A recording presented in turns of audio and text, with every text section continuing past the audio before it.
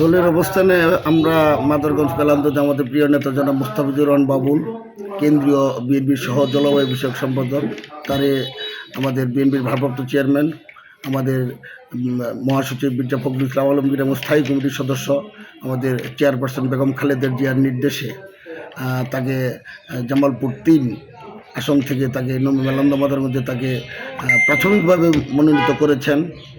তাই আমরা সেই মনোনীত হওয়ার পর থেকে আমরা মেলান্দা মাদারগঞ্জের জনগণ, সংগঠন সবাই আনন্দিত, খুশি যে আমাদের প্রিয় নেতা জনাব মুস্তাফিজুর বাবুল উনি এই ২৪-২৫ বছর যাবৎ আমাদের সুখে দুঃখে আমাদের সাথে উনি আছেন।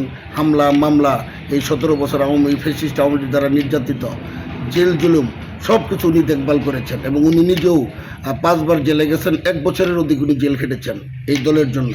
আমরাও অনেকেই জেল খেটেছি, আমিও অনেকবার জেল খেটেছি, অনেক মামলার আসামি হয়েছি এবং আমাকেও আমার এই এলাকায় দক্ষিণ মাদারগঞ্জে শিডিউল ইউনিয়নে সবচেয়ে বেশি মামলা হয়েছে। এই মামলাগুলো সব কিছু দেখভাল সারা মাদারগঞ্জ জামালপুরে উনি করেছেন।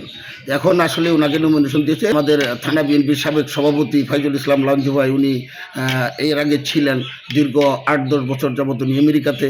৫ই আগস্টের পরে উনি আসছেন, এসে নমিনেশন নেওয়ার চেষ্টা করতেছেন।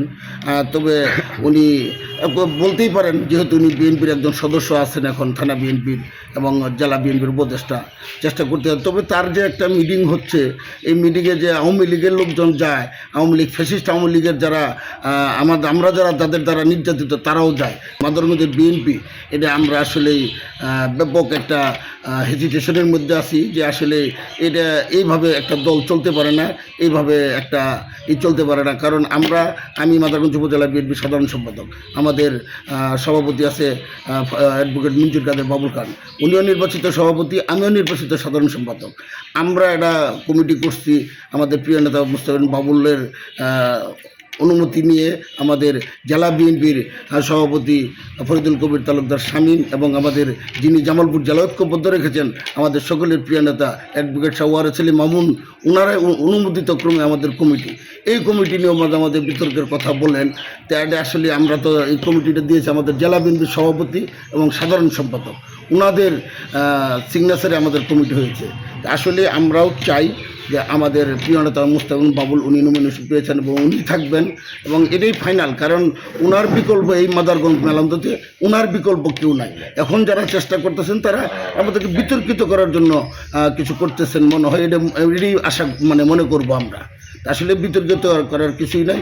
এখানে মেলান্দা মাদারগঞ্জে, বিশেষ করে মাদারগঞ্জের 99% বিএনপির যারা সমর্থক তারা সব মুস্তাফিজুর বাবুলের পক্ষে 2-1 লোক আসছিল যারা উনি চলে যাওয়ার পরে 2-1 তারা দল করা বাদ দিয়ে দিয়েছিল। তারা কোনো মামলাও পড়ে নাই, কোনো হামলাতেও পড়ে নাই। 2-1 পড়েছিল প্রথম উনি যখন দেশে ছিলেন তখন, তাদের মামলাও শেষ হয়ে গেছে, কারো মামলা আছে। কিন্তু আমি যতটুকু মনে করি মাদারগঞ্জের সবচেয়ে বেশি মামলা আমি খাইছিলাম এবং বেশি জেলে গেছি।